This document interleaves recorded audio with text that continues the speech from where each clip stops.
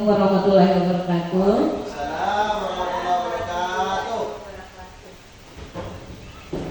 Terima kasih Bapak Ibu waktunya dan kesempatan yang diberikan kepada saya. Hari ini saya akan menyampaikan aksi nyata saya diseminasi budaya positif modul 1.4, di mana harus melakukan penyembahasan kepada Bapak Ibu mengenai materi apa yang kami terima di modul 1.4. Sebelum kita memulai, kita lakukan fokus dulu ya supaya semua terfokus fokusnya di sini. Oke. Nah, di sini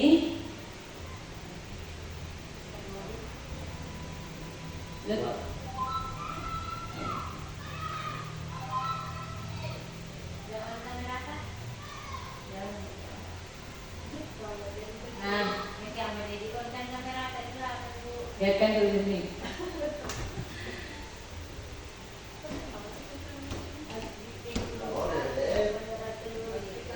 Oh gitu ya, sudah. Apa-apa. Lanjut ya. Oke. Tes briefingnya, punya itu tiang bendera itu lurus. Ya. Jika kopi 3, pahitnya berapa Ibu? 5. Pahitnya berapa? Coba dulu.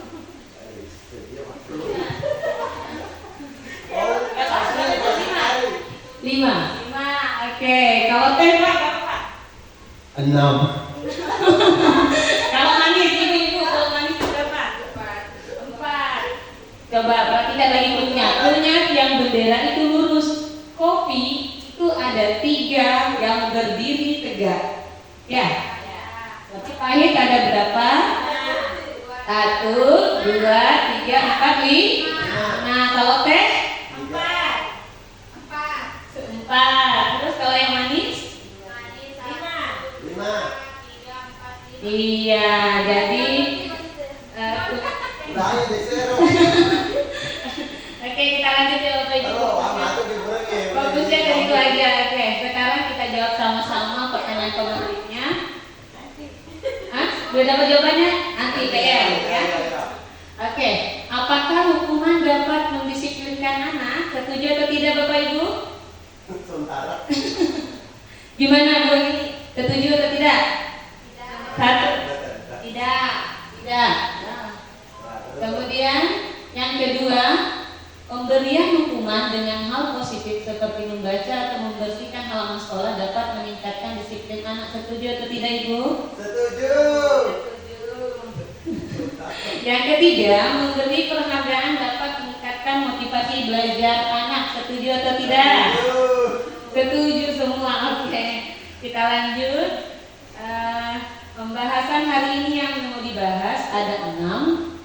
Jadi materi di modul 1.4 yang saya pelajari di pendidikan guru penggerak ini, yang pertama tentang disiplin positif dan nilai-nilai kebajikan universal. Yang kedua tentang teori motivasi, hukuman dan penghargaan serta restitusi. Yang ketiga keyakinan kelas. Keempat, kebutuhan dasar manusia dan dunia berkualitas. Yang kelima, posisi kontrol. Dan yang keenam, segitiga restitusi. Satu-satu kita akan bahas.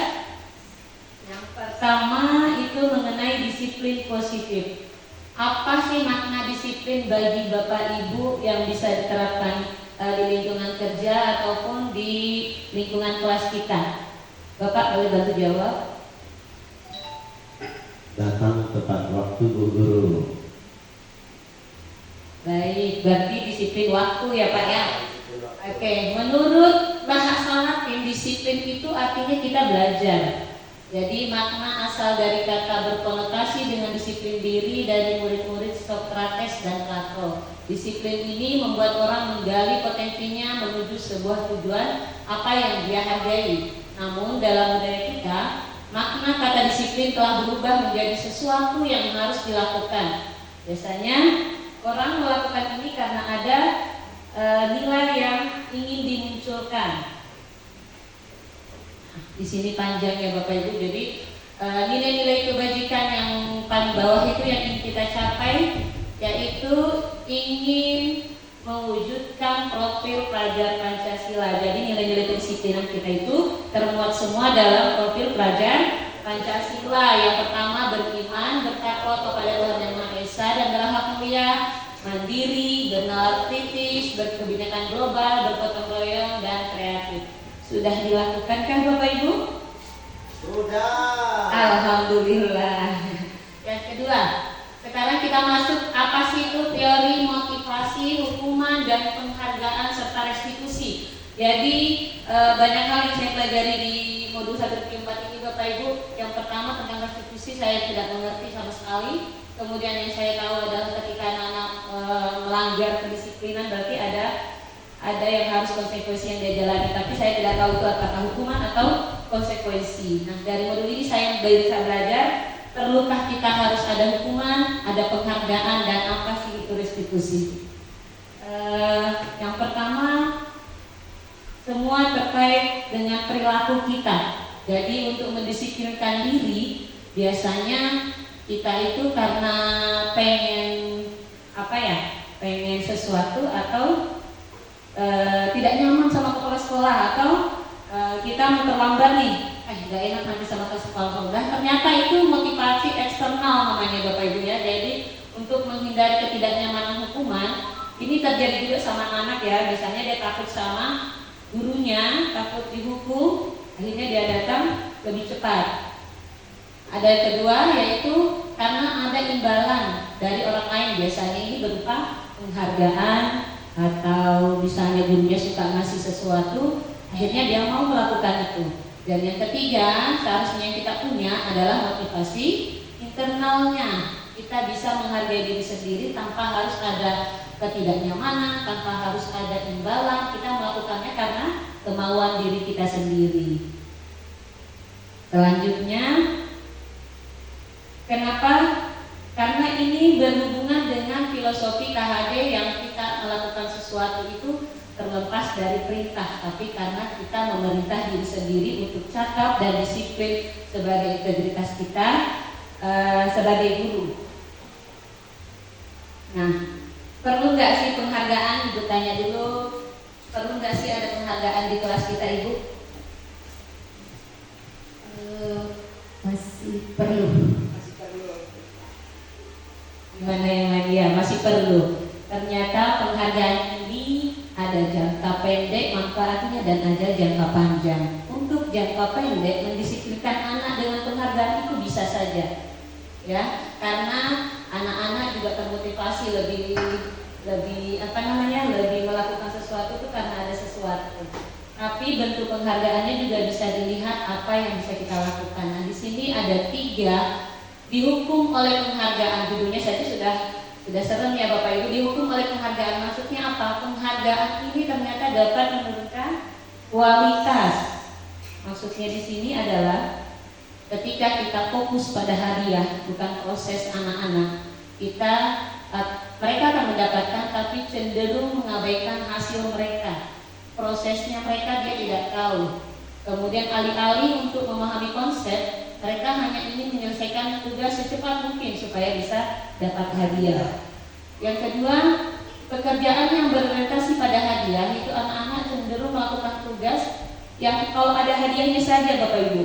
Tapi kalau nggak ada hadiahnya, ogah dia melakukan, apalagi kalau sudah sulit atau membosankan, anak-anak itu cenderung tidak ingin melakukan karena tidak ada timbal balik. Itu yang menurunkan kualitas. Terus yang kedua, penghargaan mematikan kreativitas karena dapat membatasi eksplorasi, di mana mereka bisa sebenarnya mengolah ide-ide lebih baru, tapi karena ada jalan satu saja, dia harusnya punya banyak jalan, tapi dia karena yakin aja aku bisa dapat hadiah kok, udah batasnya di situ saja mereka. Kemudian mereka jadi ketergantungan. Jadi ketika misalnya guru A menerapkan penghargaan, ketika naik di kelas B atau di kelas C, guru B tidak melakukan penghargaan, akhirnya mereka ogah-ogahan dan tidak mau menurut lagi, itu ketergantungan. Dan yang terakhir adalah penghargaan mengurangi motivasi intrinsik, di mana mereka melakukan sesuatu itu sebenarnya harus senang dan puas, tapi karena penghargaan semua motivasinya itu terkikis Bapak Ibu. tidak lagi karena senang atau puas, tapi mereka itu mengejarnya ya hadiah, penghargaan. Dan hadiah di sini mungkin lebih ke seperti pemberian sesuatu dari gurunya dan lain sebagainya. Yang kedua adalah kehilangan minat alaminya anak-anak yang suka membaca, karena misalnya ini siapa yang bisa menjawab begini, nah dia akhirnya tidak mau membaca, Bapak Ibu, dia akhirnya lupa, akhirnya dia minatnya tidak di up lagi, tapi yang penting bagaimana caranya dia dapat hadiah di akhir.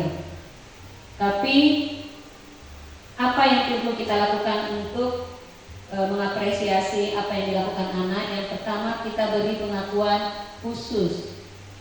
Jadi kalau bisa secara pribadi, tidak di depan mereka semua, kalaupun harus di depan semua mereka itu kita bergantian. Kemudian dilakukan secara konsisten, dan ketika mereka memulai sesuatu dengan proses, kita tidak bisa menjudge hasilnya kenapa seperti ini, kenapa seperti itu, tapi lihat bagaimana proses mereka untuk mencapai hal itu. Nah, contoh yang bisa kita lakukan hal kecil, ketika misalnya lihat anak-anak lagi nolong teman di kelas, bisa saja kita lihat atau besoknya kita bahas, kemarin saya lihat kamu nolong ini ya. Itu sudah menunjukkan kita empati yang luar biasa kepada anak.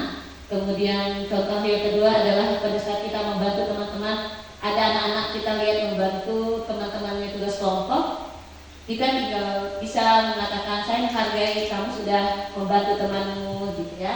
Itu sebentuk kepedulian anak-anak terhadap temannya. Yang ketiga, ketika kita lihat anak-anak sedang memutih kertas di lantai, kita bisa bilang terima kasih, seperti yang kita buat kemarin ya Bapak Ibu, 4 kata ajaib berhubungan dengan yang tadi ini ya. Oke, kita lanjut. Nah, ini sebenarnya yang saya pelajari yang agak-agak susah di modul 1.4 untuk membedakan hukuman dan konsekuensi. Dan ini sudah berulang kali disampaikan kepada rekan-rekan semua oleh CGP sebelumnya. Sepertinya sudah hafal ya jawabannya. Mencatat 100 kali dalam buku itu termasuk hukuman. Atau lari mengelilingi lapangan saat terlambat termasuk hukuman. Saya langsung ke slide-nya saja ya. Nah, ternyata untuk membedakan ini bagi saya pribadi ya Bapak Ibu rumit ketika harus mengenal kontennya dulu. Seperti kalau yang terakhir nih lari mengelilingi lapangan basket kan sesuai dengan pelajaran itu PJOK ya. Nah, dapat kasus kemarin ketika anak-anak misalnya merobek atau mematahkan pulpen temannya, tapi temannya minta ganti. Kira-kira itu konsekuensi apa hukuman ya? Karena kalau minta ganti kan otomatis mereka harus membayar. Tapi di sisi lain mereka bilang tinggal gampang, tinggal ganti, ya nggak Bu? Dampaknya ke situ. Jadi untuk menentukan hukuman dan konsekuensi ini sebenarnya agak susah bagi saya, tapi saya masih mempelajari hal ini. Seperti di sini membersihkan tumpahan air di meja karena tersenggol saat belajar itu konsekuensi. Kalau ketika bukan tentang benda yang rusak bisa saja, tetapi kalau benda yang rusak bagaimana Ibu? Bisa mohon pencerahannya Ibu? Kalau dari saya pribadi, saya lebih memahami itu adalah konsekuensi, karena cuma mungkin untuk sampai ke situ harus memberikan pemahaman dulu sebelum menggantikan punya temannya itu. Mungkin seperti itu Bu. Terima kasih Bapak Ibu. Jawaban alhamdulillah. Jadi ya seperti ini yang kita inginkan dalam diskusi adalah ketika kita dapat pelajaran dari teman yang sudah melaksanakan ya. Selanjutnya, apa sih perbedaan hukuman dan konsekuensi? Nah, hukuman itu adalah ternyata sesuatu yang menyakitkan, bisa saja fisik atau hati. Kemudian anak-anak jadi benci kedisiplinan karena dipaksa. Kemudian mereka mendorong menyakiti dirinya sendiri, konsep diri mereka buruk, dan mereka suka marah, rasa bersalah, serta dipermalukan dan tidak dihargai. Perbedaannya, kalau konsekuensi itu adalah sesuatu yang harus terjadi. Jadi mereka melakukan sesuatu itu mereka harus tahu ada akibat dari yang dia lakukan.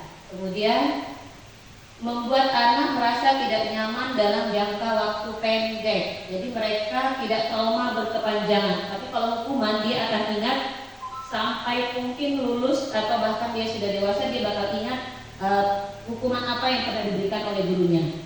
Kemudian anak lebih menghargai disiplin kalau konsekuensi, karena sebelum dia melakukan dia mikir dulu, ini aku nanti kenapa ya gitu ya. Adanya stimulus dan tanggapan. Kemudian mendorong anak agar mudah menyelesaikan diri, konsep diri yang baik, dan anak belajar untuk mematuhi peraturan.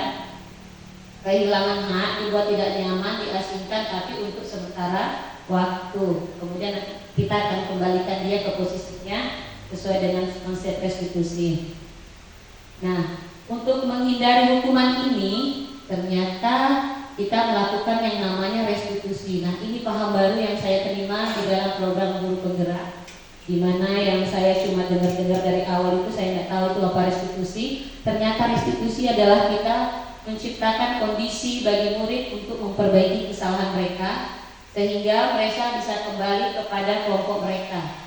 Jadi ada proses di mana mereka bisa kolaboratif dengan gurunya dan kemudian dengan korban supaya ada solusi dari masalah mereka. Restitusi ini ada beberapa identitas yang dikatakan gagal dan ada yang dikatakan sukses. Ketika gagal itu kita menerapkan hukuman, di mana yang seperti tadi di awal menyakitkan baik verbal maupun non-verbal, baik fisik maupun non-fisik, itu termasuk hukuman. Ada jelas di atas, dan restitusinya ada di sebelah Bapak Ibu. Sesuatu yang harus terjadi, restitusinya itu merupakan pilihan. Jadi dari pilihan, dari mana kita bisa adaptasi anak-anak pilihan? Ini berhubungan nanti dengan keyakinan kelas yang kita buat.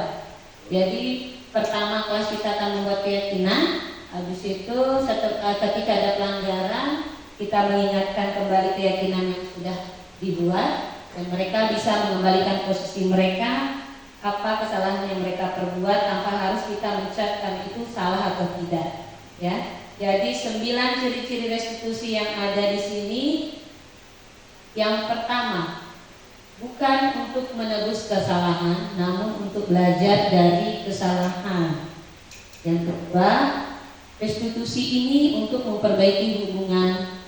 Yang ketiga, kita ini menawarkan, guru fasilitator menawarkan apa yang mau mereka tempuh untuk menyelesaikan solusi permasalahan mereka tanpa paksaan. Kemudian yang keempat, restitusi ini menuntun untuk melihat ke dalam diri, jadi menggali kebaikan yang ada pada diri anak-anak dan menggali hal buruk yang bisa bahkan dia lakukan. Kemudian yang kelima, mencari kebutuhan dasar yang mendasari tindakan. Ini juga agak panjang pembahasan ketika membahas kebutuhan dasar. Ternyata anak-anak punya 5 kebutuhan dasar. Bukan anak-anak saja, kita pun manusia mempunyai kebutuhan dasar yang kita wajib tahu. Kemudian yang keenam adalah restitusi adalah cara yang paling baik. Yang ketujuh, restitusi fokus pada karakter tetapi bukan tindakan. Yang kedelapan, restitusi akhirnya bisa menemukan solusi dari permasalahan. Dan yang terakhir, restitusi kita kembalikan murid yang berbuat salah kepada kelompoknya. Nah, restitusi ini kaitannya dengan keyakinan kelas. Ketika kita melakukan segitiga restitusi, yang kembali kita ingatkan anak-anak adalah keyakinan kelas. Keyakinan kelas ini ternyata berbeda dengan aturan kelas. Apa perbedaannya Bapak Ibu? Ada yang tahu perbedaan keyakinan dengan peraturan kelas? Kalau peraturan datangnya dari guru, kalau keyakinan kelas datangnya dari siswa atau murid. Baik Pak, terima kasih. Ya benar, dan peraturan itu biasanya kita buat secara spontan. Ketika ada permasalahan di kelas, kita tidak boleh ini, kita tidak boleh itu. Dan ternyata dalam membuat keyakinan kelas, dari peraturan itulah yang kita rubah menjadi kalimat positif, akhirnya menjadi sebuah keyakinan kelas. Karena anak-anak yang tertanam di pikirannya adalah peraturan yang dia tahu. Tidak boleh buang sampah sembarangan, tidak boleh lari, tidak boleh ini dan lain sebagainya. Nah, tidak apa-apa, kita kumpulkan semua tulisan itu, kemudian kita rubah menjadi sebuah keyakinan, kalimat positif. Nah, mengapa tidak peraturan saja, kan dari itu sudah ada ini peraturan? Kenapa harus berubah ke keyakinan? Sama dengan halnya ketika kita pakai helm pada saat naik motor. Kenapa harus pakai helm? ya kan? Kenapa kita harus menggunakan masker yang waktu COVID ini ya, menjaga jarak dan lain sebagainya? Kenapa kita harus tepat waktu saat ikut pelatihan? Nah, untuk mendukung semua pertanyaan ini atau motivasi intrinsik dari dalam diri kita kembali ke keyakinan kelas untuk menggerakkan seseorang dibanding mengikuti peraturan-peraturan yang biasanya kalau mereka yang membuat lebih kepada murid, mereka yang buat sendiri, mereka kan udah ingat daripada gurunya yang membuat. Nah, di sini Bapak Ibu, dari peraturan kelas yang kita rubah nanti dari kalimat tidak boleh menjadi kalimat positif akhirnya menjadi sebuah keyakinan kelas yang bisa dilaksanakan di kelas. Terciptalah lingkungan positif yang menjadi budaya positif di suatu sekolah. Jadi akarnya itu dari peraturan yang akan kita rubah menjadi sebuah keyakinan. Nah, di sini ada dua pilihan Bapak Ibu. Yang mana yang merupakan keyakinan kelas kira-kira? Ada dua sama-sama kesepakatan. Yang mana? Apakah yang pertama atau yang kedua?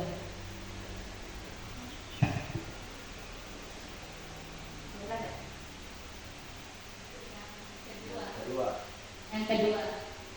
Kenapa tuh? Ada mengapa? Mengapa yang kedua Bapak Ibu? Kalau yang pertama di sini datang tepat waktu, mengucapkan salam. Yang kedua menjaga kebersihan sekolah. Yang ketiga berdoa sebelum dan sesudah kegiatan. Yang keempat aktif dalam pembelajaran. Yang kelima tertib. Kenapa bukan ini Bapak Ibu? Kenapa yang harus yang kedua? Kalau yang kedua, kami guru dan murid yang saling menyayangi. Yang kedua, kami murid yang semangat belajar. Yang ketiga, kami murid yang peduli dengan teman-teman. Ada yang bisa bantu jawab kenapa harus yang kedua? Kenapa bukan yang pertama? Kalau yang kedua itu jangkauannya selain positif semua, jangkauannya juga lebih luas.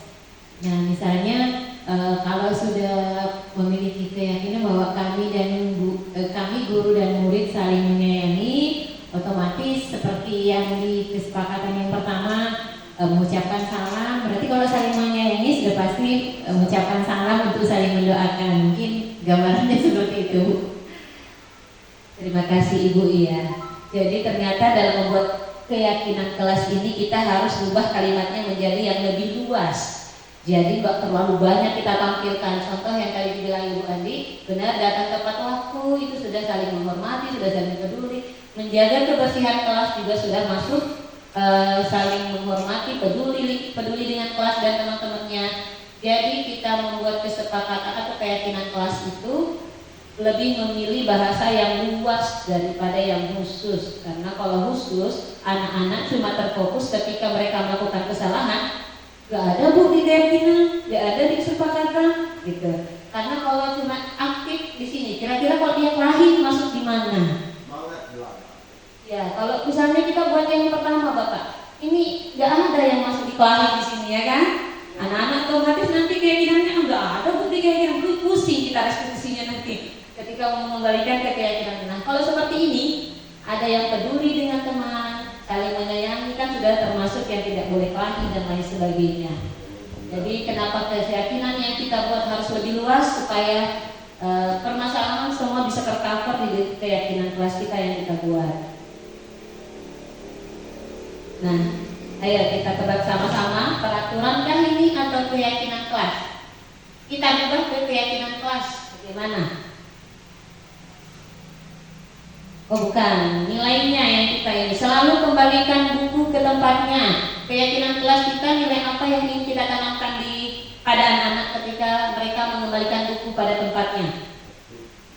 Aktif, tanggung jawab. Yang kedua, dilarang mengganggu orang lain. Nilai apa? Menyayangi. Hadir di sekolah 15 menit sebelum pembelajaran dimulai. Disiplin. Dilarang melakukan kekerasan. Ya, dilarang menggunakan narkoba. Kesehatan, bergantian atau menunggu giliran. Kesabaran ya boleh. Gunakan masker. Ini dulu ya, jangan berlari di kelas atau koridor. Keselamatan. Iya benar. Nah di sini ternyata ada yang kita ingin capai dalam sebuah membuat peraturan atau keyakinan kelas, di mana kita ingin ada tanggung jawab. Nah di sini sudah tergambar jelas umum ya Ibu, tidak ada lagi yang seperti ini, tapi dia lebih ke umum. Jadi apapun nanti permasalahannya kita bisa kaitkan dengan yang menghormati, kelahi dan lain sebagainya bisa masuk di situ. Kita lanjut. Nah, yang paling penting dari kesemua itu ketika kita ingin melakukan budaya positif di sekolah, ada kebutuhan dasar manusia yang harus kita penuhi, terutama anak-anak. Ternyata banyak kebutuhan yang kita harus penuhi. Ada nih, yang pertama kasih sayang dan rasa diterima. Yang kedua penguasaan, kebebasan, kesenangan, dan bertahan hidup atau survival. Anak-anak yang cenderung cari perhatian, biasanya iya kurang kasih sayang, kurang kasih sayang. Atau biasanya di sekolah maunya main aja Ibu ya, ada kan? Di kelas pun belajar dia tidak bisa fokus, ternyata dia butuh kesenangan, kebebasan. Ya, bisa jadi di rumah dia tidak pernah keluar. Ya, penguasaan juga ternyata ada power. Ketika anak-anak menunjukkan dirinya, ini saya yang paling kuat, saya yang paling bisa. Ternyata dia bisa jadi dia tidak pernah dapat tempat, tidak pernah dikasih kesempatan. Makanya dia di sekolah dia memperlihatkan penguasaannya supaya bisa terlihat oleh gurunya. Ya, kemudian kalau bertahan hidup, semua itu adalah kebutuhan dasar pertama kita sebagai manusia. Nah, untuk memenuhi semua ini biasanya terlihat ketika anak-anak ini melakukan suatu permasalahan di mana dia hanya mengganggu temannya itu karena apa? Karena pengen senang-senang aja Bu. Kenapa kamu ganggu ini? Enggak Bu, pengen senang-senang aja. Padahal temannya korbannya nangis, ibunya yang sibuk restitusi ya. Oke lanjut. Nah, sebagai guru dalam melakukan restitusi kita punya 5 posisi kontrol yang bisa kita lakukan. Jujur nih Bapak Ibu, saya pun masih belum berubah, masih sering menghukum, memantap, dan rasa bersalah pun sering.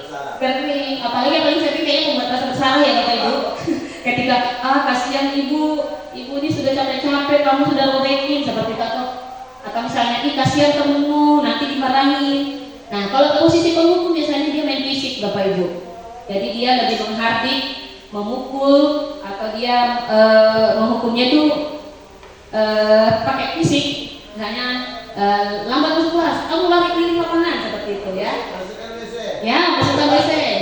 Yang kedua membuat rasa bersalah ini lebih kepada kita mendaunkan perasaan murid walaupun berhasil dalam jangka pendek, tetapi jangka pendek tidak baik.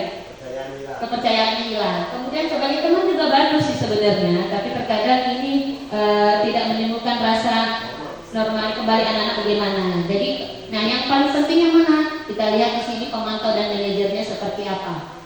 Yang mana kita bisa lakukan? Ya. Jadi kalau penghukum ternyata guru sudah ngomong gini, kalau kamu tidak melakukan, awas ya, rasakan nanti seperti itu ya. Kalau pembuat rasa bersalah, dia lebih berceramah, biasanya ibu kecewa atau bapak kecewa. Kalau teman, biasanya membuatkan alasan-alasan untuk muridnya. Biasanya kita ngobrol biasa sama anak-anak ya. Kemudian kalau pemantau biasanya dia lebih menghitung dan mengukur. Kalau manajer, dia lebih mengajukan pertanyaan-pertanyaan. Apa aja yang hasilnya yang setelah ini? Anak-anak kalau suka dihukum dia akan memberontak dan menyalahkan orang lain. Kemudian kalau pembuat rasa bersalah, mereka ini akan merasa menyembunyikan atau menyangkal, atau dia biasanya tidak mau jujur. Kalau kita sebagai teman, dia akan ketergantungan. Sebenarnya posisi teman ini bagus, cuma kalau gurunya sudah tidak ada, dia tidak akan melakukan lagi. Kemudian untuk pemantau, dia akan menyesuaikan diri dan apabila diawasi. Jadi kalau tidak ada guru yang ngawasin, ya dia melakukan lagi. Nah kalau posisi manajer, dia akan menguatkan pribadinya diri sendiri bahwa yang saya lakukan itu salah, mau ada guru atau tidak itu semua bersalah. Kira-kira Bapak Ibu sudah di posisi mana nih? Di 5 posisi kontrol guru ini sudah di posisi mana? Iya. Ya, tidak apa-apa Bapak Ibu, saya pun juga masih di membuat rasa bersalah, kadang juga yang memantau, kadang juga ya teman. Tapi kalau untuk manajer kayaknya masih belajar. Oke. Nah, pernyataan-pernyataan apa ini? Yang pertama, saya kecewa sekali dengan kamu. Ternyata itu adalah membuat anak-anak menjadi merasa bersalah. Dan kedua, kamu tidak pernah benar-benar melakukannya. Ternyata itu penghukum, atau kita bisa bilang, main-main aja kamu tuh sebenarnya nggak mau melakukan itu ternyata yang mengatakan adalah tipe penghukum. Kalau yang ayolah lakukan demi ibu, atau ayolah kasihan nanti ibu kemarin kepala sekolah gitu ya, sebagai just teman ya gitu ya. Yang pemantau itu seperti apa? Apakah kamu mau mendapatkan stiker bintang hari ini? Nah, di sini wawasan saya terbuka luas lagi ketika saya tahun lalu melapiskan stiker bintang di kelas. Ternyata itu tidak baik ya Bapak Ibu. Saya belajar dari proses bahwa ternyata stiker bintang itu membuat anak-anak ketergantungan. Ketika guru A yang masuk, dia tidak mau melakukan. Contohnya bahasa masuk atau guru PJOK masuk, tidak dapat bintang. Nah, ya itu ternyata ketergantungan. Dan ini saya pelajari di sini dan sempat saya bahas juga dengan Fasil bahwa ternyata yang saya lakukan kemarin itu kurang tepat ya. Kemudian bagaimana kamu bisa menyelesaikan masalah ini? Itu ternyata kita di posisi manajer, kita menawarkan solusi kepada anak-anak, dan ini adalah tahap restitusi yang bisa kita lakukan kepada anak. Yang terakhir itu, kamu selalu yang paling terakhir, lambat sekali atau gimana? Nah itu ternyata penghukum juga Bapak Ibu. Nah, oke.